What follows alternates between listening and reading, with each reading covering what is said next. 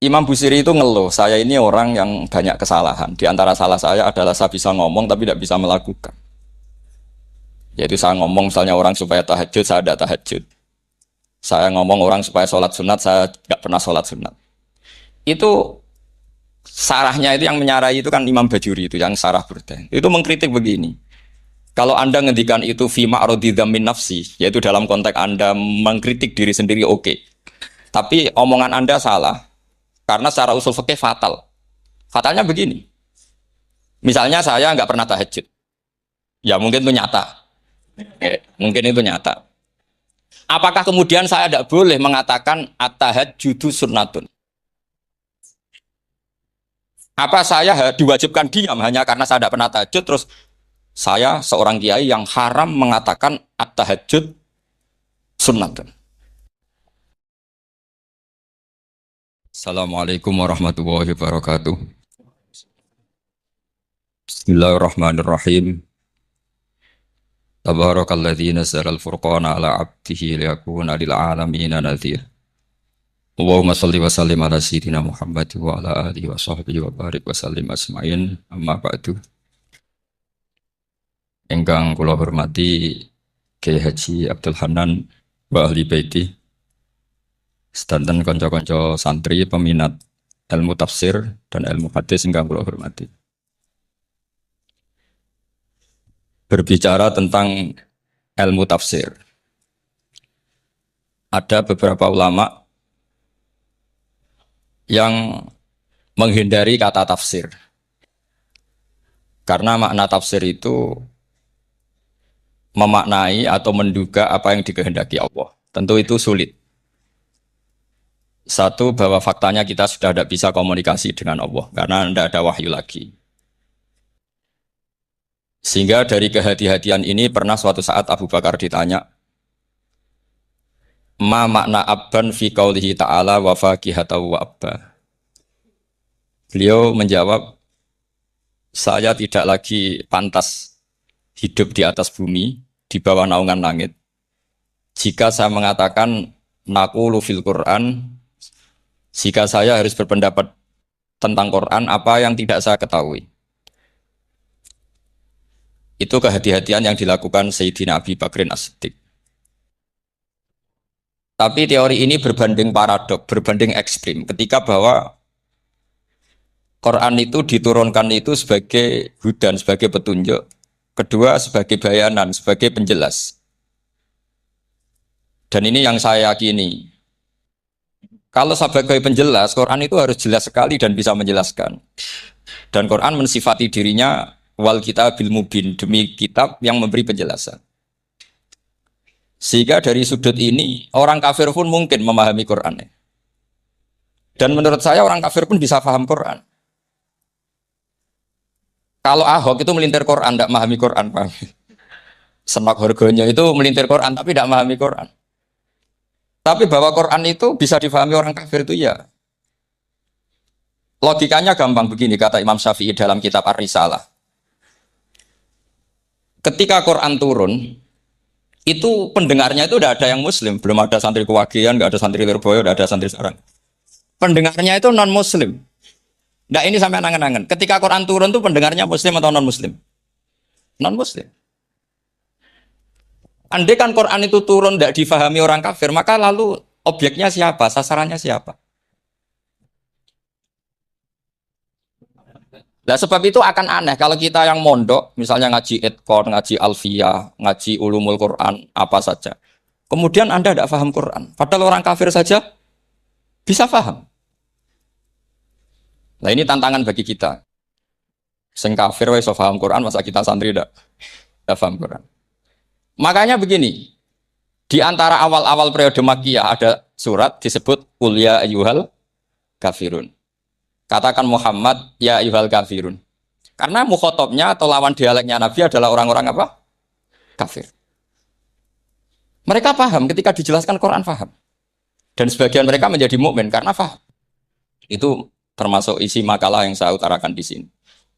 Mereka tanya, ya Muhammad, siflana rabbak, amin dahabin, amin nuhasin, amin hajarin. Karena orang kafir jahiliyah itu punya tren. Yang namanya Tuhan itu fisik. Mereka punya Lata, punya Uzza, punya Hubal. Sehingga kalau Tuhan-Tuhan kita ini dari batu Muhammad, katanya Anda punya Tuhan yang berbeda. Lalu Tuhan Anda ini dari emas atau dari perak. Turunlah ayat Qul huwallahu ahad Allahus samad. Lagi-lagi mukhatabnya adalah orang kafir. Makanya ini juga akhirnya jadi ilmu madhab, ilmu tentang firqah-firqah dalam Islam. Bahwa kesalahan terbesar orang Khawarij, sebagaimana yang dikutip Imam Bukhari, nanti saya mencari di juz 4 atau di juz 3, pokoknya di bab Babu Qitalil Khawarij, karena Imam Bukhari punya adat diulang-ulang.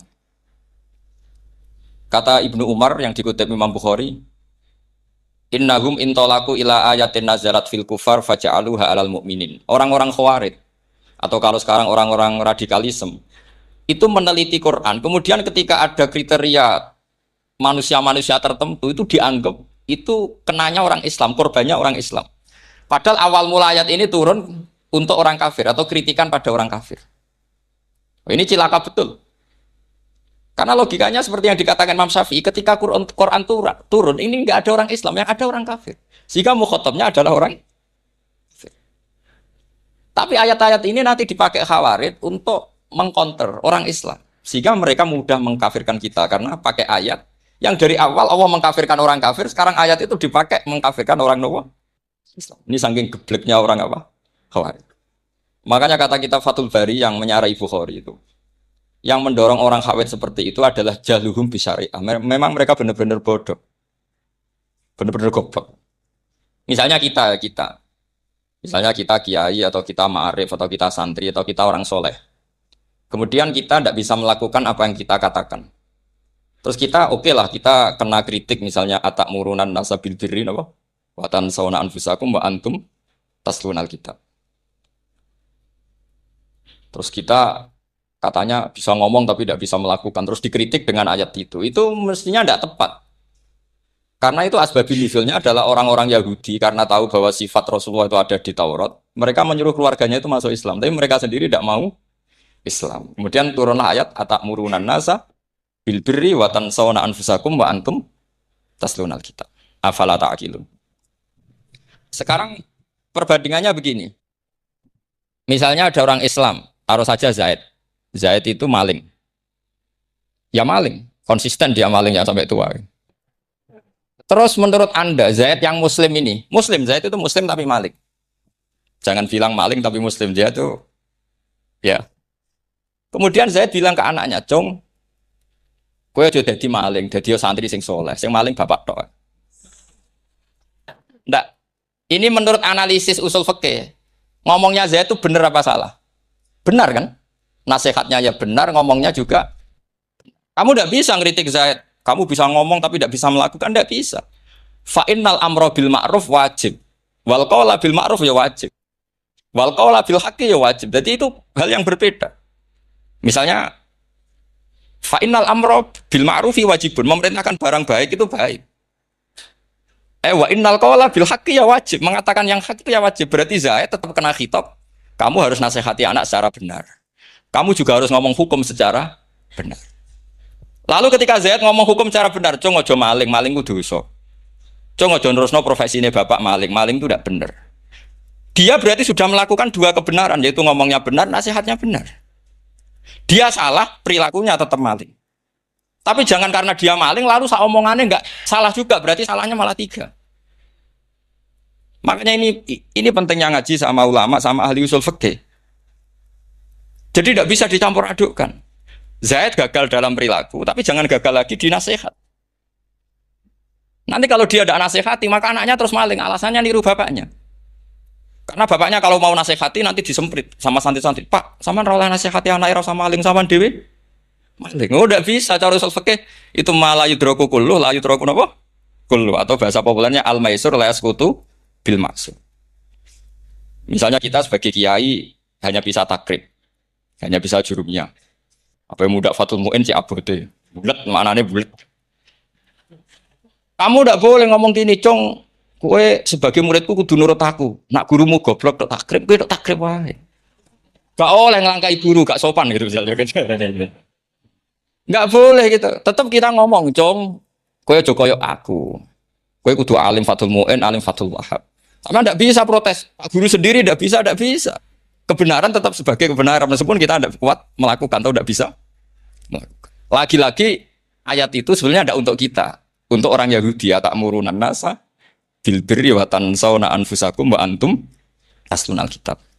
Sebab itu istidlal dengan Quran itu memang resikonya tinggi kalau tidak bagi mutabakhir. Karena ya itu tadi. Ini harus ada pengetahuan yang luas tentang asbabun nuzul, tentang kriteria. Nah, kalau terpaksa, saya katakan terpaksa, kalau terpaksa kita itibar itu boleh, tapi itu terpaksa. Bahwa Allah mengkritik orang yang bisa ngomong tapi tidak bisa melakukan. Tapi itu secara usul fikih itu runyam. Teori ini runyam sekali, fatal. Sampai lihat tuh di kitab Bajuri atau di kitab-kitab fikih yang lain. Ketika Shahibil Burdah atau Shahibil Bur'ah itu yang Imam Busiri itu Muhammad bin Busiri. Ini ku salah nama tapi kadang populer. Jadi sebetulnya Imam Busiri itu Shahibil Bur'ah bukan Shahibil Burdah, tapi kadang terkenal Burdah, kita ikut-ikutan apa? Burdah. Imam Busiri itu ngeluh, saya ini orang yang banyak kesalahan. Di antara salah saya adalah saya bisa ngomong tapi tidak bisa melakukan. Yaitu saya ngomong misalnya orang supaya tahajud, saya tidak tahajud. Saya ngomong orang supaya sholat sunat, saya nggak pernah sholat sunat. Itu sarahnya itu yang menyarai itu kan Imam Bajuri itu, yang sarah Burdah. Itu mengkritik begini. Kalau Anda ngendikan itu fi ma'radi dzammin nafsi, yaitu dalam konteks Anda mengkritik diri sendiri oke. Tapi omongan Anda salah. Karena secara usul fikih fatal. Fatalnya begini. Misalnya saya nggak pernah tahajud. Ya mungkin itu nyata. Mungkin itu nyata. Apakah kemudian saya tidak boleh mengatakan at-tahajjudu sunnatun? Apa saya diwajibkan diam hanya karena saya tidak pernah tahajud, terus saya seorang kiai yang haram mengatakan at-tahajjud sunnatun? Saya harus tetap mengatakan kalau tahajud itu sunnat. Saya kalau punya santri terus saya bilang, "Cung, napas nganggur yuk, tahajud. Tahajud itu sunnat." Karena mengatakan kebaikan pasti bagian dari kebaikan itu sendiri. Makanya kata Imam Bajuri, "Faqih fayakunul amru bil ma'rufi mazmuman." Bagaimana mungkin sesuatu yang jelas baik karena memerintahkan kebaikan mazmuman menjadi sesuatu yang tercela hanya karena yang mengatakan tidak melakukan. Fa innal fi'la ya amrun wal hukmu ya amrun akhar. Itu beda. Jangan karena Anda tidak minum teh karena diabetes, terus Anda kalau ada tamu tidak disuguhi teh. Karena saya sendiri tidak minum teh. Wah ya repot kan. Nah itu lagi-lagi tadi orang Khawarij salah ketika mengartikan ayat yang harusnya objek kritiknya itu orang kafir. Kemudian karena Quran lama sekali dibaca orang Islam, sampai orang itu lupa kalau Quran awalnya turun diantaranya adalah membenahi akidahnya orang kafir. Sehingga korbannya orang Islam. Itu mirip seperti cerita kita ya. Santri-santri itu kalau punya musuh, itu baca Hizib Nasr. Dulu pengarang Hizib Nasr itu musuhnya orang fasik, sehingga dihizib. Santri ora di musuh wong fasik, duwene kancane dhewe, akhirnya kancane yang kena hizib. Nah ini penting saya aturkan ya, sama seperti itu. Lama sekali Quran itu hanya dibaca orang Islam dan komunitasnya Muslim. Sehingga seakan-akan semua kritikan Quran itu pada orang apa? Islam. Padahal jelas Quran ada qul ya ayyuhal kafir. Jelas mukhatabnya orang kafir. Sabda kata lakum dinukum waliyadin. Nah ini penting kalau aturakan. Makanya kalau melihat itu, Quran jelas bisa difahami orang kafir. Bahkan banyak orang kafir yang menjadi Muslim karena faham maknanya apa? Faham maknanya Quran. Itu jelas sekali. Itu masyhur sekali dialeknya Nabi dengan Walid bin Mughirah, dengan Utbah, dengan banyak sekali termasuk dengan Abu Jahal, dengan Abu Lahab. Bahkan orang-orang kafir Quraisy itu menyewa namanya Musailama Al-Kadzab. Kalau di sini umumnya baca Musailama apa Musailimah? Trennya di sini. Pakai fathah ya. Itu entah ya, nggak tahu saya yang masalah yang mana itu kan, karena memang kalau dalam ilmu riwayat itu sekali salah baca itu kasus betul kayak Sa'id bin Musayyab atau Sa'id bin Musayyab itu ketika beliau sugeng itu kalau dipanggil Sa'id bin Musayyab itu marah besar karena maknanya Sa'id al Musayyab itu yang ditawan, makanya beliau bilang sayyabatni Irak wa anal Musayyab, orang Irak mengatakan saya ini ditawan, sebenarnya saya yang menawan mereka, tapi al masyhur itu dibaca Sa'id bin Musayyab. Padahal dia tidak mau dipanggil Said bin Musayyab, Said bin Musayyab. Karena nama ini penting. Pentingnya begini. Ini kata Rasulullah kalau sedang guyon, kata Nabi, mbok kamu itu sekali-kali mikir, kenapa saya ini diberi nama Allah Muhammad? Ini hadis sahih di Bukhari, ada di Kitabul Adab. Banyak lah teks ini. Kenapa ya Rasulullah? Allah itu senang bingung wong kafir, kata Rasulullah. Karena Abu Jahal kalau manggil saya jadi bingung. Itu kalau orang Arab kan pasti tahu maknanya. Muhammad maknanya orang yang terpuji. Sehingga kalau Abu Lahab ngomong itu jadi paradok. Hei orang yang terpuji, kamu bohong. Kan jadi aneh. Ya Muhammad kadzabta, hei Muhammad kamu bohong. Kalau diterjemahkan, hei orang terpuji, kamu bohong. Itu akhirnya sahabat tertawa-tawa. Karena cek pinter ya pangeran milih nama kamu ya Rasulullah. Karena ini bingungkan musuh. Gitu. Makanya kalau kamu udah anak kiai, itu anak kamu panggil namakan saja Agus. Pasti satu pondok manggil Gus semua. Itu aman itu. Boy yang nggak seneng tetap panggil Gus. Karena kalau untuk Gus putra kiai kan butuh di bapak kiai kan bapak es kadung kiai itu kan itu ada triknya itu anaknya dinamain. Nah itu Rasulullah itu sudah dipilih sedemikian rupa oleh Allah, perilakunya benar, ahwalnya benar, sak namanya juga benar. Sehingga ketika Abu Jahal Abu Lahab tahu bahwa nama Muhammad ini problem karena ini madah itu memuji. Sehingga mereka kalau mencari Muhammad tuh bilang, Ainal madmum, mana orang yang tercela. Terus orang-orang Quraisy tidak paham, kamu nyari siapa? Akhirnya mereka bilang, Ana atlubu Muhammad dan saya cari Muhammad. Akhirnya bilang Muhammad lagi. Nah itu, Quran juga main di ranah nama. Sehingga Abu Jahal itu namanya kan Abul Hakam. Orang Islam dari awal memanggil Abu Jahal. Karena kalau sampai kita manggil Abul Hakam, kita akan mengalami paradok, ya Abul Hakam, hei bapak dari semua kebijakan, kamu begini kan kacau. Makanya itu dari sini orang nggak boleh salah apa? Salah.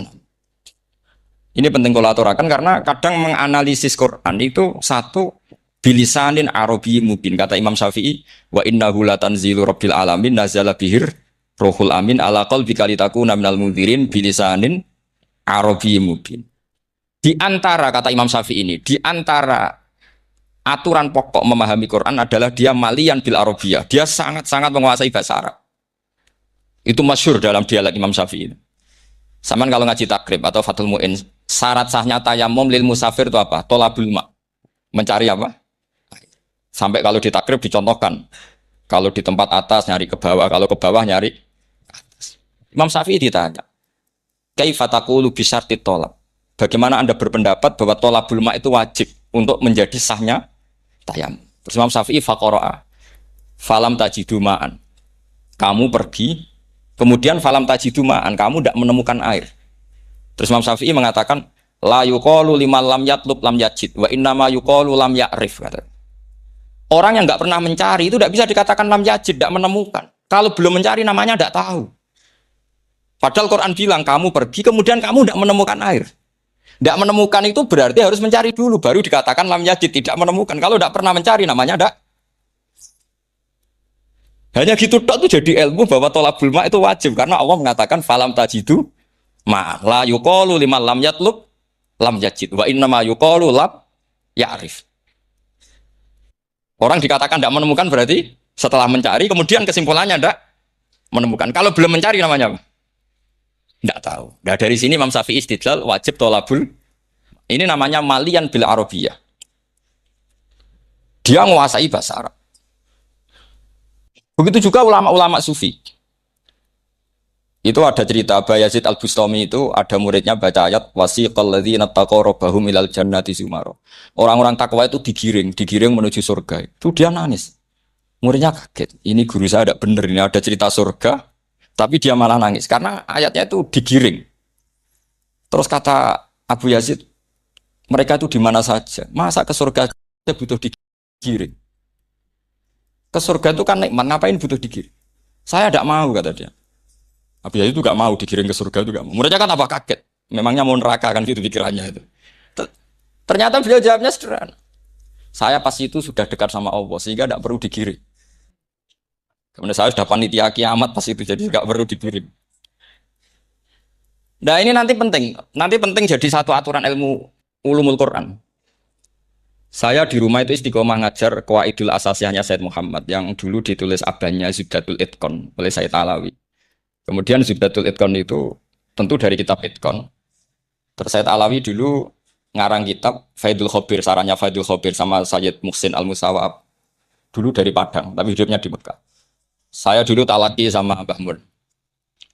Itu ternyata ada ayatnya. Innal muttaqina fi jannati wa nahar fi maq'adi sidqin 'inda malikim muqtadir. Sekarang sampean saya tanya.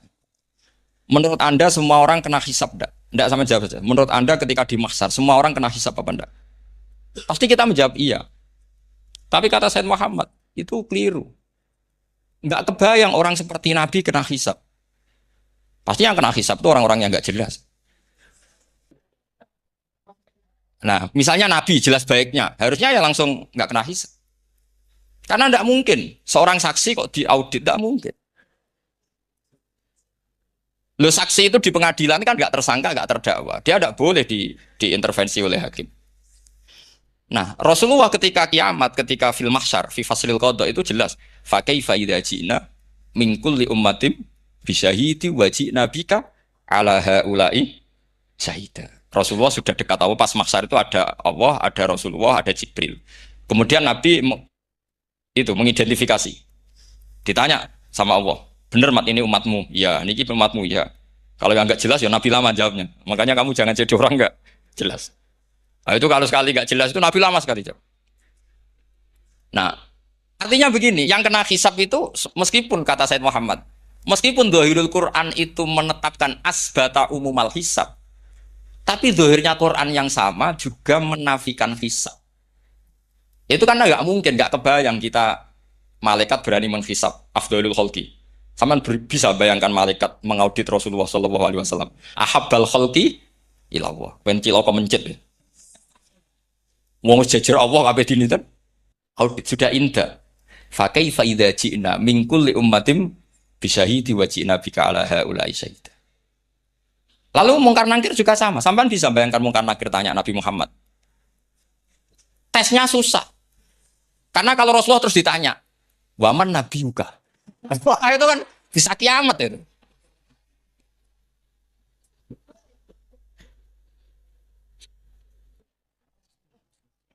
Paham ya?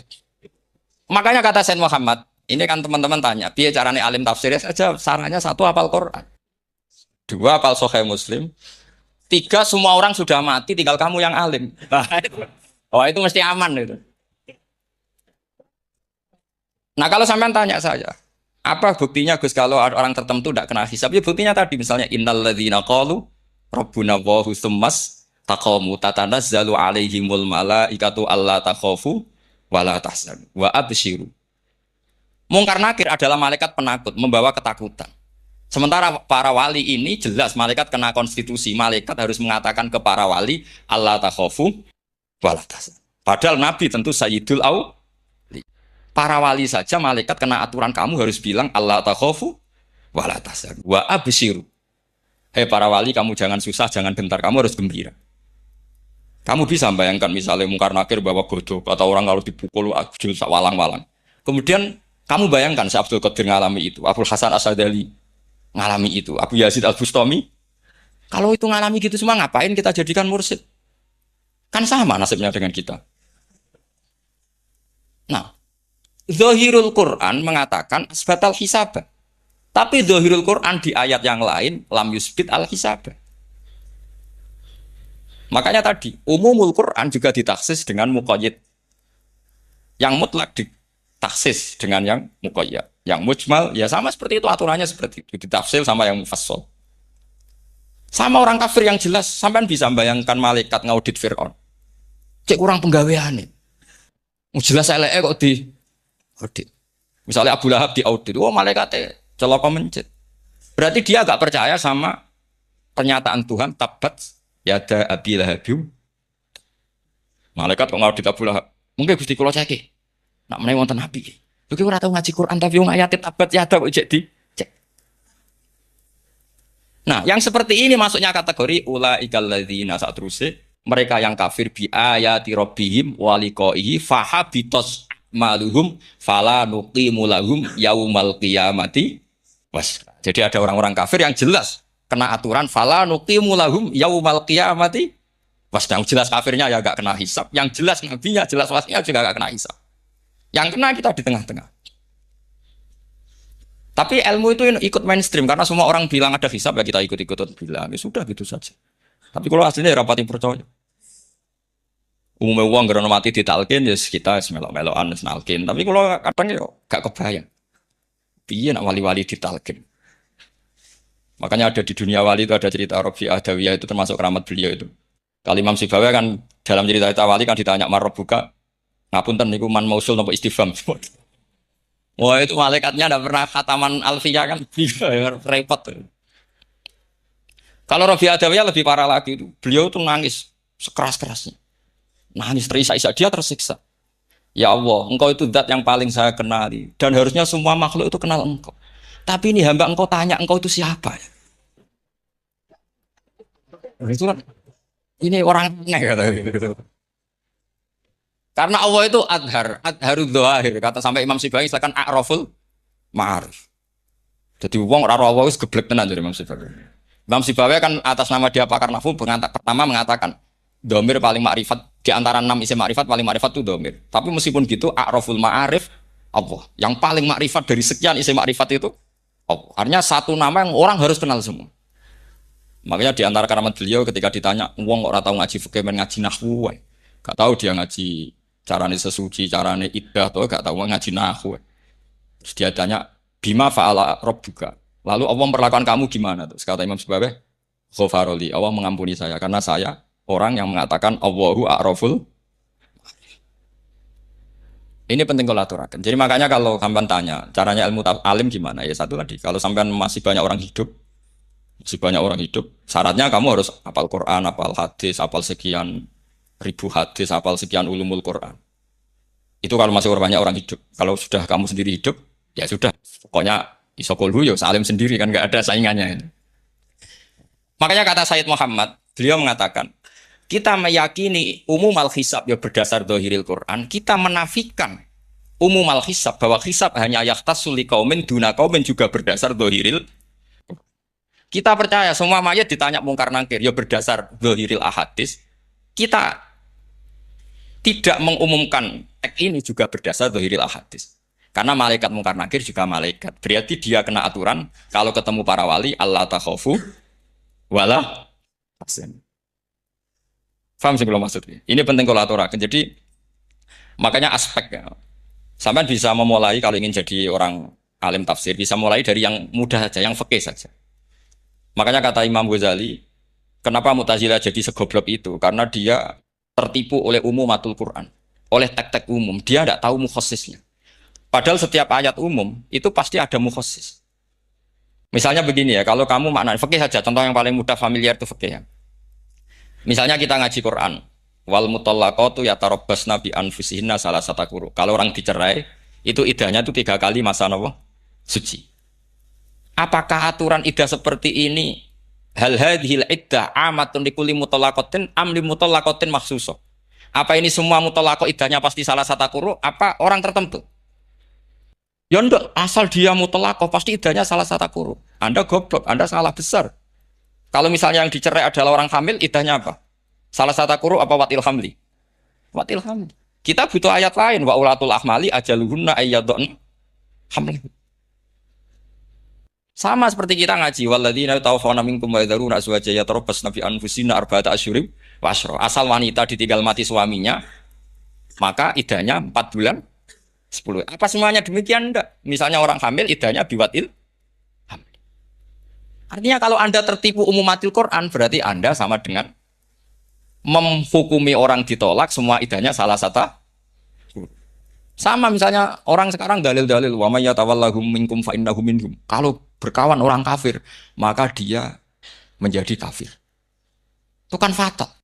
Semua nabi ya berkawan orang kafir. Karena dakwahnya memang sama orang kafir. Lo coba, andai kan sampean hafal Quran, itu sama teori itu tuh mungkin menyedihkan. Coba istilahnya Quran. Waskur akhoat. Wa ila adin akhawum huda. Wa ila samuda akhawum. Terus semua umatnya yang kafir disebut akhawum. Akhaw itu artinya apa? Saudara. Mereka yang berkawan sama orang kafir. Makanya butuh analisis fikih untuk maknani wa may yatawallahu minkum fa innahu. Setelah dianalisis fikih, ternyata semua nabi diistilahkan wa ila matyan akhahum syuaiba, wa ila adin akhahum huda. Akhaw itu artinya apa? Saudara. Kalau sama tanya, lalu logikanya gimana? Kata kitab-kitab kan wa in kana dasarin fajanibhu suratan. Kalau ada teman buruk, jauhi. Kalau teman baik, temani. Kalau cara usul fikih gampang. Kancanan maling dosa, wong kok kancane maling. Tapi nak dakwai maling. Apik kan? Aku ora ngancani kok dakwai dandani, selesai kan? Ngancani maling elek, nak dakwai maling. Apik. Demenan rodo elek, nak didik apik kan itu seperti itu. Nah, ini penting kalau aturaken. Nah di sini ini makanya NU itu punya sejarah panjang, banyak wali-wali yang jadab, yang coro zahir itu kancanan wong fasik-fasik. Orang syariat bingung, ini wali kok berteman orang fasik. Ya kalau kamu bahasakan teman ya masalah, kalau kamu bahasakan ini binaan. Enggak, sama jawab saja, kalau dibahasakan teman masalah enggak masalah kan, tapi kalau dibahasakan itu binaan. Selesai kan? Sama, Nabi berkawan orang kafir itu enggak karena berkawan, itu binaan Nabi, memang Nabi itu jadi Nabi, objeknya adalah mengislamkan orang kafir. Ya berlama-lama Nabi dialek dengan mereka, muasyarah sama mereka. Bahkan Nabi diharuskan bersikap baik sama mereka. Itu yang disebut fabima rahmatim minallahi lintalahum walau kunta fadzan ghalidhal qalbi lan faddu min hawl. Tapi sekarang itu orang sudah tidak pakai ilmu. Orang-orang radikalisme itu enggak pakai usul fikih. Pokoknya kalau ada ayat terjemahnya gini ya sudah itu jadi madhab. Akhirnya kecelakaan seperti ini. Pokoknya kalau ada ayat faktulul musyrikina haitsu wajadtumuhum wa khuduhum wahsuruhum wa'udu lahum kullah marsad. Sudah hafalnya ayat itu saja. Dia tidak mau ngapalkan misalnya qatilul ladzina yuqatilunakum. Ada ayat lagi wa akhrijuhum yamin haitsu akhrajukum. Sehingga ulama kita membagi kafir itu ada harbi, kita musuhi, ada zimmi, ada muahad, ada musta'man. Itu ulama karena tahu tidak semua orang kafir itu harbi. Tidak semuanya zimmi, tidak semuanya muahad, tidak semuanya musta'man. Kalau harbi oke, kita perang, kalau zimmi ya kita bina. Kalau muahad ya sesuai perjanjian kita, kompensasinya apa, MOU-nya kayak apa. Tapi apalnya mereka ayat satu tema. Nah celakanya kita yang ngaji di pondok-pondok yang katanya spesialis ingin alim tafsir, apalnya ya satu ayat juga. Wah itu kan satu ayat versus satu ayat. Itu ngeri. Makanya kalau sama tanya saya, ini katanya di acara ini sama tanya, gimana caranya jadi ahli tafsir? Saya jawab gampang. Benar itu hafal Quran, hafal hadis, terus hafal ulumul Quran. Ya misalnya Naduman ya Faithul Khobir lah. Kalau kitab Nasar ya minimal itu setengah lanya itkon lah. Kalau nggak lanya-lanya amat ya agak lanya. Karena kitab tafsir itu gampang. Teorinya itu mudah sekali. Misalnya al-ibratu bi umumil lafzi la bi khususis sebab. Itu sama dengan kayak kaidah fikih. Karena kalau kaidah fikih itu saya itu pernah dibisui kiai itu. Ini kisah nyata itu. Dibisui kiai itu. Pas basul masail dulu saya itu masih sering mau basul masail. Ini pun pensiun pun betul nih. Dulu saya dengan Gus Zofur putrane Bamun itu sering makili Pondok Anwar basul masail fikih. Tapi tidak tahu ceritanya, Gus Zofur jadi dokter tafsir, saya juga kalau tahu-tahu menekuni tafsir. Lama-lama orang itu lupa status saya yang fakih, ya. Makanya saya itu ya kadang eman gitu, karena ini status penting juga. Tapi status fikih itu kadang memang menyesatkan. Karena begini, itu dulu pernah ada basul masail itu begini. Ini kisah nyata ini. Ada desainer baju putri, untuk putri, anak putri. Kemudian desainer itu menciptakan satu celana pendek, atau celana seperempat. Dengan desain ini pasti kalau dipakai itu auratnya itu kelihatan. Bagaimana hukumnya desainer ini? Apa termasuk mimman sarro'a asayyata? Karena terjadi kasfil aurat. Apa enggak? Rata-rata kalau kiai yang khusus-khusus yang sepuh-sepuh, desainer itu so. Gara-gara tren pakaiannya ini mau itu buka aurat. Tapi kiai-kiai alim yang muda-muda, entah saking belingnya, entah saking pinternya, enggak tahu. Bilang begini, Pak Yai, yang didesain apa? Ya celana itu. Lalu celana itu fungsinya nutupi apa buka aurat? Ya nutupi. Lu kan lumayan urun nutupi. Kalau haram ya dicopot. Lu malah parah. Bingung kayak gini. Sampai bilang gini. Wah, semanis. Itu kan makanya ini guyon ilmiah. Repotnya ngadepi orang alim muda itu kan mbok gedhingi ku ilmiah, mbok senengi fase.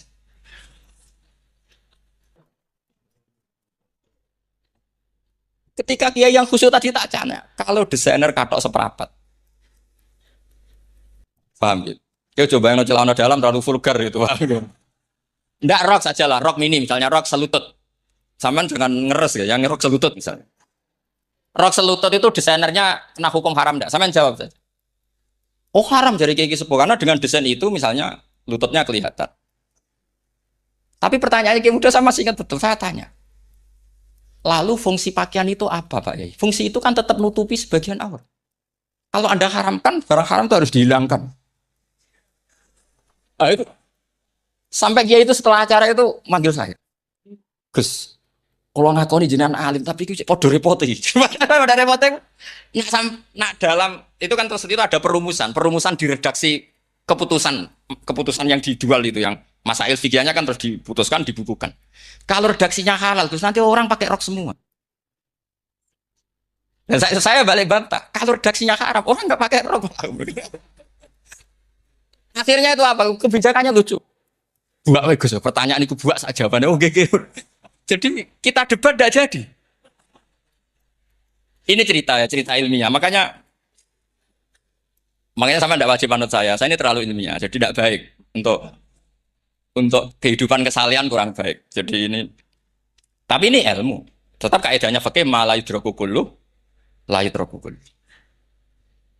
Jangan kalau tidak bisa nutupi aurat semua, lalu jangan sama sekali. Lagi kan kaidahnya kan gitu, la yudraku kullu, la yudraku kullu. Misalnya Anda punya tetangga nggak mau pakai jilbab, nggak mau pakai pakaian muslimah. Kamu tidak boleh bilang, munisan rakmambinan tidak bisa. La yudraku kullu, la yudraku kullu, la yudraku napa? Makanya ini kita harus hati-hati. Nah bayangkan sekarang orang meneliti Quran itu yutraku kullu. Mestinya kalau Anda meneliti radikalisme, ayat yang terkait radikalisme diteliti semua. Ternyata di surat Taubat yang disebut suratus Saf yang bahkan haram baca bismillah, itu ada ayat wa in ahadum minal musyrikin nastajaroka fa'ajirhu hatta yasma'a kalam Allah. Tsumma ablighu makmana. Muhammad, kalau ada orang kafir mau belajar Quran sama kamu ya harus kamu pelajari. Hatta yasma'a kalam Allah. Setelah mereka mau belajar ya ablighu makmana, tsumma ablighu makmana. Kamu harus menjamin keamanan dia. Itu di surat Taubat, termasuk akhir surat Nazalat, gak mungkin terjadi mansuh. Tapi orang-orang ekstremis selalu pakai faqatulul musyrikin haitsu, apalan itu terus. Yang orang liberal yang menaparin la ikraha fiddin. Ya sudah seperti itu. Semua orang-orang tegas ora tau nahi mungkar, ya ma arsalnaka ila rahmatal lil alamin. Itu ngono terus. Yang kelompok tukang nahi mungkar ya ayatnya amen nahi. Saya tuh heran, kenapa mereka punya masalah dengan hafalan kayaknya. Kenapa sih? Hafalannya kok pedot itu. Kita yang hafal semua bingung. Jadi akhirnya kita yang pinter anu sing goblok karena saya tuh pernah lo debat sama orang salah, debat gitu. Setelah saya mengutarakan sekian hadis, ada tuh Pak hadis itu. Harusnya kamu ngaji saya, ada debat-debat tuh yang level. Kalau nggak level tuh nggak boleh. Mau itu kan ngeri. Makanya ini penting ya kalau sampean tanya ingin jadi alim tafsir ya harus hafal Quran semua. Nah, kalau tidak mungkin yang nunggu orang semua mati baru Anda jadi ahli tafsir. Karena tidak ada musuhnya. Tapi saya pastikan orang kafir pun bisa memahami Quran. Yaitu tadi hatta yasma'a kalam Allah. Sayyidina Umar itu masuk Islam itu gara-gara dengar adiknya baca Toha. Ma anzalna alikal Qur'ana litashqa illa tadhkiratal liman yakhsha tanzilam mimman khalaqal arda was samawati ula ar-rahmanu alal arsis tawa. Itu dia ma huwa bikalamil basar. Tidak mungkin seperti ini karangan manusia itu tidak mungkin. Akhirnya dia Islam. Banyak orang Islam karena diperdengarkan Quran. Karena memang notnya sudah unik, makna kualitasnya juga sudah unik. Semuanya itu unik, indah. Sampai sekarang pun orang kafir itu orang paling tahu Quran. Makanya Allah mensifati orang kafir itu hasadam min indi anfusihim mim ba'di ma tabayyana lahumul haq. Sekarang sama saya tanya, orang sing tabayyana lahumul haq itu orang paham apa orang enggak paham? Mereka orang kafir itu mengingkari Quran padahal mim ba'di ma tabayyana lahumul haq setelah kebenaran nyata bagi mereka. Nyata bagi mereka artinya orang kafir paham apa enggak paham? Paham. Cuma mereka punya penyakit hasadam min indi anfusihim. Mereka juga kalau ada ayat tentang ahkam yang memberatkan, mereka bilang, "I'ti bi Qur'anin ghairi hadza au badil." Muhammad harusnya jangan tema itu yang diangkat, kok cari Quran yang lain yang enggak tema itu. Mereka sampai memilih tema itu karena paham apa karena tidak paham? Karena paham. Makanya di makalah saya pastikan ngaji tafsir itu gampang karena orang kafir pun bisa. Kalau kasus Ahok itu bukan paham itu melintir, beda, paham sama melintir itu beda. Wah, itu diterjemah Kemenang itu jangan mengangkat kawan orang Islam, bukan mengangkat pemimpin. Ya lidahnya kalau ngangkat teman saja tidak boleh, apalagi ngangkat pemimpin. Fatal mana berteman sama orang salah sama ngangkat. Saman kancanan maling itu apik nak menawa ngandani. Terus ngangkat. Hei maling ke pimpinanku. Parah mana? Parah mana? Artinya sama saja ketika diterjemah jangan ngangkat teman. Sebetulnya ngangkat pemimpin lebih fatal. Itu kan mafhum aulawiyah, itu kan normal saja. Itu di Quran biasa misalnya innalladzina yaquluna amwalal yatama dzulman. Orang yang makan hartanya anak yatim secara zalim. Kamu bilang, "Gus, saya tidak makan kok, sepeda motornya tak gasap, tak jual." Yang diharamkan kan makan. Wah, ya sarap kalau gitu. Maknanya begini, memakan harta anak yatim artinya ifsad. Ifsad itu meru. Nak ngono ikhraq membakar atau mencuri sama dengan makan. Bal asad. Malah kan lebih apa? Lebih apa? Dasar. Jadi yakuluna di situ tuh ba'dul amsilah, sebagian contoh min wujuhil ifsad atau min wujuhil ihlak. Jangan kok karena ayatnya makan, oh yang haram tuh makan, kalau nyuri gak apa-apa. Paya fat. Itu kan sama dengan santri geblek ketika ada kiai ini, "Cong, kowe mbek bojomu jogeman naboi." Suatu saat istrinya lapor lagi, "Pak Yai sekarang ndak naboi tapi nyadui." Karena naboi itu pakai tangan. Pertama dilaporkan kiainya, "Pak Yai, suami saya itu sering mukulin saya pakai tangan gini. Jong jogeman naboi bojomu." Dia, "Pak Yai siap." Satu saat istrinya lapor, "Pak, tetap benjut kenapa? Kalau nak ini disadui." Kepikirannya, sing haram nabok, nak nyaduk halal. Wah itu kan ngajak goblok bareng. Nah masalahnya di usul fikih kasusnya seperti itu. Makanya saya ini kadang ya maliki sekali. Kadang saya itu maliki sekali. Kadang ya. Misalnya begini, saya beri contoh. Ini yang kisah nyata ya. Ada seorang Arabi datang ke Rasulullah. Ya, tadi kan teman-teman minta juga ilmu hadis. Ya. Ini satu paket saja. Itu tadi nanti kalau sampean kasih lalim itu sudah ada urusan saya. Tadi nunggu orang mati banyak tadi. Kalau nggak usah nunggu orang mati, sarannya tadi apal tadi. Ya Rasulullah ahlak tuh. Saya ini orang yang rusak. Wama ahlakaka. Lalu yang bikin rusak kamu apa? Qol waqatu imroati fina hari Ramadan. Saya menjima istri saya ketika masih siang. Fina hari Ramadan, siang Ramadan. Walhasil Nabi tidak menyuruh hanya kodok, tapi menyuruh kafaroh. Kafarohnya itu merdekakan budak atau memberi makan 60 orang miskin atau puasa berapa? Puasa 60 hari. Atau merdekakan budak atau puasa 60 hari atau memberi makan sitina miskin. Oke, kita sepakat. Sepakat ya hadis itu sahih dan diulang-ulang oleh Ashabus Sunan. Oke, riwayatnya nggak masalah. Sekarang kita analisis maknanya. Sekarang sampean saya tanya. Kalau Anda misalnya sekarang jam berapa ini? Misalnya sekarang jam 9 kurang seperempat Ramadan. Terus Anda rokok atau Anda ngopi, kepengen ngopi terus ngopi tanpa udzrin syar'iyyin. Anda hanya wajib qadha apa bayar kafarah? Enggak, sampean jawab. Rata-rata kiai kita, "Oh, mau wajib qadha Gus karena agak jima." Sing seru kafarah itu nak jima. Kan ngombe kopi be jima beda. Pertanyaannya tuh lucu, ini naik secara fikih masalah. Masalahnya begini. Jima bojo itu tidak zina. Jima bojo itu zina apa enggak? Enggak. Berarti dengan makan bedanya apa? Sama kan? Sama-sama amrun mubah. Sesuatu yang boleh. Kenapa hukumannya berat? Makanya kata Imam Malik, enggak itu nilainya. Nilainya adalah hadku hurmati Ramadan bi ghairi udzrin syar'iyyin. Makanya kata Imam Malik, siapapun yang makan fina hari Ramadan, iftar apapun fina hari Ramadan bi ghairi udzrin syar'iyyin, maka hukumnya sama dengan jima fina hari Ramadan. Karena sama-sama ihlak ifsad hurmata Ramadan bi ghairi udzrin syar'iyyin. Enggak, ini ilmiah. Kamu udah harus cocok, tapi otak kamu harus percaya. Iya kan beda kan? Saya secara nafsu tidak cocok, cek berarti. Tapi ilmiah saya setuju. Kalau Kiai Kandani itu kan pasti pakai badul amsilah, kan nggak mungkin semua contoh disebut. Jong penak melaku jogeman delok wedok iku mari setan. Mboten delok Mbah, nyekel lho malah parah to. Ndak bisa. Makanya ini masalahnya lafat. Ini kembali ke Imam Syafi'i bilisanin Arabiyyim mubin. Ketika seorang kiai bilang, "Cung jogeman delok cawe itu," adalah mengungkapkan al-muharramat, bukan mentaksis yang haram itu hanya meli. Saya ulang lagi ya, ketika seorang kiai bilang, "Cung jogeman delok wedok sing haram," itu semangatnya adalah melawan keharaman, bukan mentaksis yang haram hanya del